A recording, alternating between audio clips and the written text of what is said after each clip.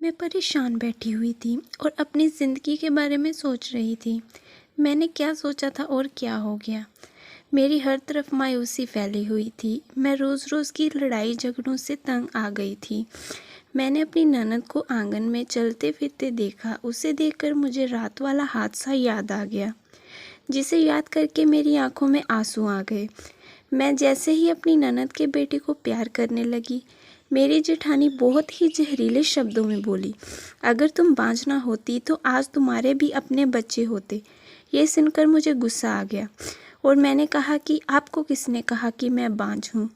मेरी बात सुनकर वह मुझसे कहने लगी, जिसके 6 साल तक कोई औलाद ना हो तो उसका यही मतलब होता है। वह तो तुम्हारा पति अच्छा है और तुमसे मोहब्बत करता है, इसलिए उसने तुम्हें कभी भी नहीं कहा। लेकिन मैं जानती हूँ सब कुछ तुम हम सबसे छिपा रही हो, लेकिन यह ज़्यादा समय तक नहीं चलेगा। तुम्हारे पति की माँ मैं ही हूँ। मैंने ही उसकी परवरिश की है। अगर यही सब चलता रहा तो मैं उसकी शादी किसी ऐसी लड़की से करवा दूंगी जो उसे बच्चा दे सकती हो। अपनी जेठानी की बातें सुनकर मेरी आंखों में आंसू आ गए और मैं भागती हुई अपने कमरे में चली आई। अब कुछ भी हो जाए, मैं साबित करना चाहती थी कि मैं बांझ नहीं हूँ। मैंने अपनी एक दोस्त को कॉल किया। वह डॉक्टर थी। मैंने उससे कहा कि क्या तुम कल फ्री हो। मेरी बात सुनकर वह मुझसे कहने लगी, खैरियत तो है तुम्हारी, तबीयत तो ठीक है। वह मेरी बहुत अच्छी दोस्त थी। मैंने कहा हाँ खैरियत है, मुझे अपने कुछ टेस्ट करवाने हैं।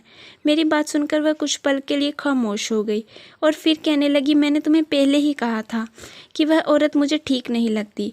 मैं तुम्हें पहले ही खबरदार किया था। तुम अपने पति को कहकर अलग घर क्यों नहीं ले लेती। इन लड़ाई झगड़ों से जान छूट जाएगी। उसकी बातें सुनकर कुछ देर के लिए मैं खामोश हो गई। अब मैं उसे क्या बताती कि मैंने अपने पति से इस बारे में बात की थी, लेकिन उसने मुझे साफ मना कर दिया था। वह कहता था कि अपनी लड़ाई झगड़ा खुद ही ख़त्म करो, मुझे इन सब चीज़ों में मत घसीटो। बाहर के काम क्या कम होते हैं जो मैं तुम लोगों के इन झगड़ों में भी दिलचस्पी लेने लगूं और अपना दिमाग खराब करके बैठ जाऊं। अब अपने पति को कुछ भी कहना मैंने छोड़ दिया था, लेकिन मेरा पति पहले ही अपने ऑफिस चला गया था। अब मैं सोकर उठी तो मेरी जेठानी किचन में थी। मुझे देखते ही शुरू हो गई। खुल गई महारानी की आंख। अब यह तुम्हारा अपना घर नहीं है बल्कि ससुराल है, और ना ही यहाँ पर तुम्हारे नखरे उठाने के लिए तुम्हारी माँ मौजूद है। मैंने 2-3 बार उससे बात करने की कोशिश की, लेकिन उसका रवैया बहुत ही खराब रहता था। फिर उसकी हरकतों ने मुझे महसूस होने लगा कि वह मुझे पसंद नहीं करती। उसकी हर मुमकिन कोशिश होती कि मेरी किसी न किसी टीचर से बेइज्जती करवाती रहे, लेकिन मैं हमेशा बच जाती थी। अब मैं उससे दूर दूर रहने लगी थी।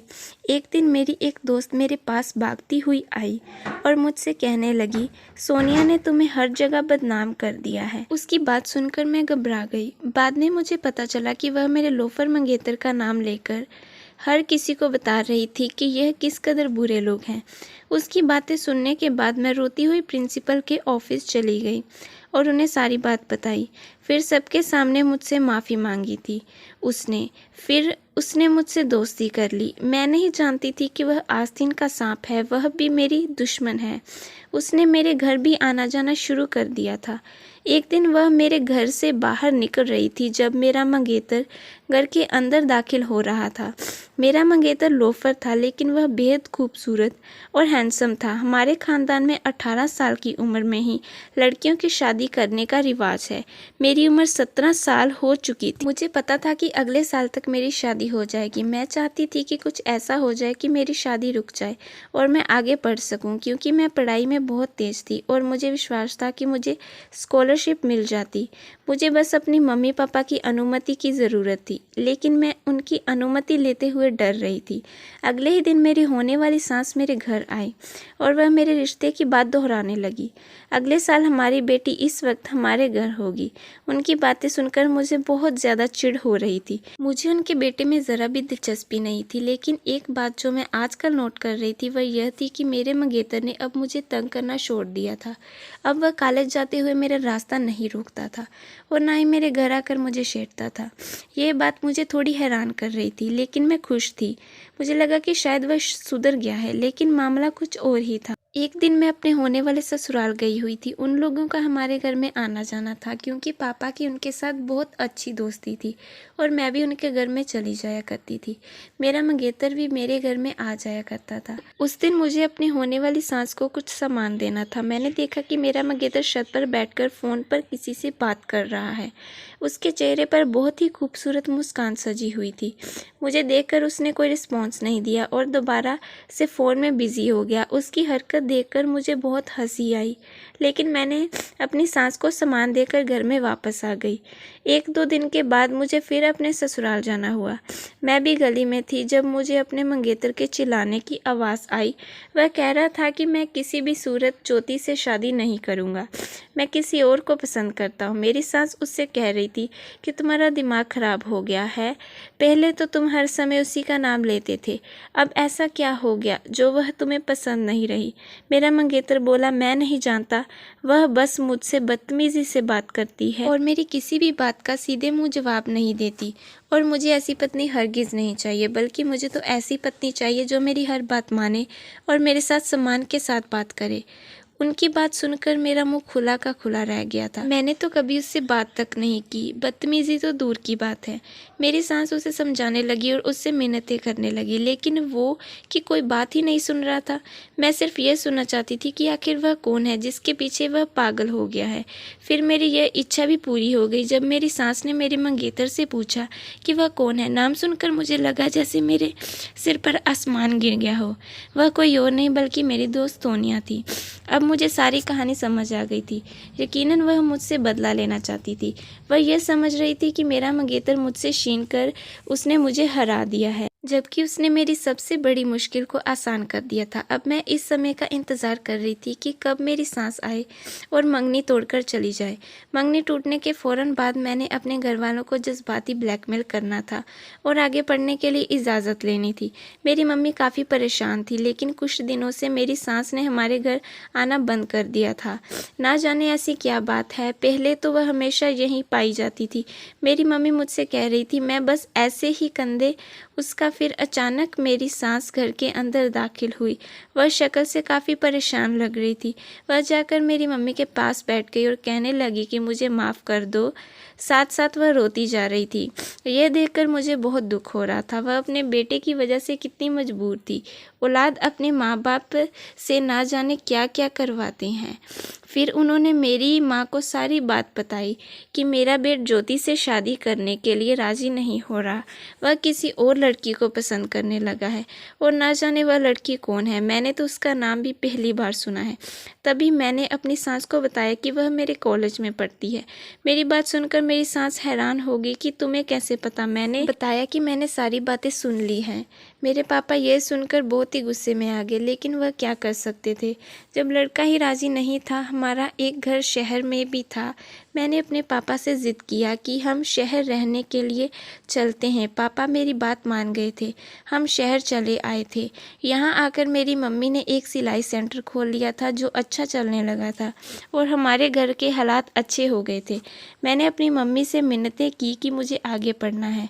थोड़ी सी मिन्नतें करने के बाद मुझे आगे पढ़ने की इजाज़त मिल गई। यूनिवर्सिटी की ज़िंदगी मेरे सपनों से भी ज़्यादा सुंदर थी। अपनी इच्छा पूरी हो जाने पर मैं बहुत खुश थी। वहाँ पर मेरी एक लड़के से मुलाकात होगी। वह वैसा ही था जैसा मैंने अपने लिए जीवन साथी चाहती थी। वह भी मुझे पसंद करने लगा। मैंने उसकी आंखों में अपने लिए प्यार देख लिया था। फिर धीरे धीरे मैं अपना मकसद भूलने लगी और जब उसने मुझे शादी के लिए प्रपोज़ किया तो मैं खुशी खुशी मान गई। मेरी एक दोस्त ने मुझे समझाया कि तुम उसके बारे में कुछ भी नहीं जानती हो, फिर कैसे इतनी जल्दी हामी भर सकती हो। मैंने उससे कहा कि मैं उससे मोहब्बत करती हूँ और साथ में वह दिखने में भी लगता है कि वह अच्छे ख़ानदान का होगा। मेरी दोस्त मेरे पागलपन पर बहुत हैरान थी। फिर 2 सेमेस्टर के बाद ही मेरी दोस्त मुझसे अलग हो गई क्योंकि उसका दाखिला मेडिकल में हो गया था और वह ये डिग्री मजबूरी में ले रही थी। मेरी दोस्त के अलावा मुझे समझने वाला कोई भी नहीं था और फिर मेरी पढ़ाई पूरे होने लगी बाद धीरज ने मेरे घर में रिश्ता भेज दिया। मेरे घर वाले ये रिश्ता करने के लिए बिल्कुल भी तैयार नहीं थे, क्योंकि धीरज की माँ नहीं थी, सिर्फ उसकी एक बड़ी भाभी थी। और उनकी बातों से लग रहा था कि पूरे घर में सिर्फ और सिर्फ धीरज की भाभी का ही राज है। लेकिन मैंने अपने मम्मी पापा को मना लिया और यूँ मेरी शादी धीरज से हो गई। मैं अपनी पसंद की शादी पर बहुत खुश थी। धीरज मुझसे बहुत मोहब्बत करता था, लेकिन उसके घर के जाने के बाद मुझे एहसास हुआ था कि धीरज कोई भी काम अपनी भाभी की मर्ज़ी के बगैर नहीं करता। रात को ही धीरज ने मुझसे पूछा था कि हनीमून के लिए कहाँ जाना है। मैंने उससे नैनीताल चलने का बोला था, लेकिन मेरी जेठानी ने सुबह उठते ही कह दिया कि अभी कहीं जाने की ज़रूरत नहीं।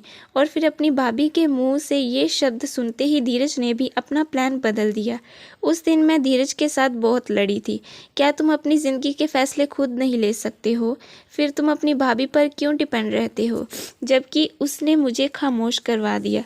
फिर धीरे धीरे मुझे एहसास होने लगा कि सब मेरी जेठानी के कब्ज़े में है, लेकिन वह मुझे पसंद नहीं करती थी। मैंने हर मुमकिन कोशिश की कि मैं उसका दिल जीत सकूं, लेकिन मैं इसमें नाकाम रही। शादी के 2 साल ऐसे ही गुजर गए, लेकिन मेरे घर में कोई औलाद नहीं हुई। धीरज ने कभी भी मुझे इस बात का ताना नहीं दिया, बल्कि धीरज तो कहा करता था कि अभी तो हमारे खुद के हंसने खेलने के दिन हैं, अभी इतनी जल्दी बच्चा ना हो। लेकिन मेरी जेठानी उठते बैठते मुझे एहसास दिलाने लगी थी कि तुम्हारे अब बच्चा नहीं हो सकता, क्योंकि तुम बांझ हो। और आज हमारी शादी को 6 साल गुजर चुके हैं और हमारे अभी तक कोई बच्चा नहीं हुआ है। इसीलिए मैं अपने सारे टेस्ट करवाने आई थी, जिससे कि मैं सबको बता सकूं कि कमी मेरे अंदर नहीं है। मैं भगवान से दुआ कर रही थी कि हे भगवान, मेरे अंदर कोई कमी ना निकले। लेकिन मैंने अपने आप से यह वादा भी किया था कि अगर कमी मेरे अंदर निकली, मैं सच में बांझ हुई, तो मैं खुद ही धीरज की ज़िंदगी से चली जाऊंगी, उसे दूसरी शादी की इजाज़त दे दूंगी। यह सोचकर मुझे लग रहा था कि जैसे मेरे शरीर से जान ही निकल गई है।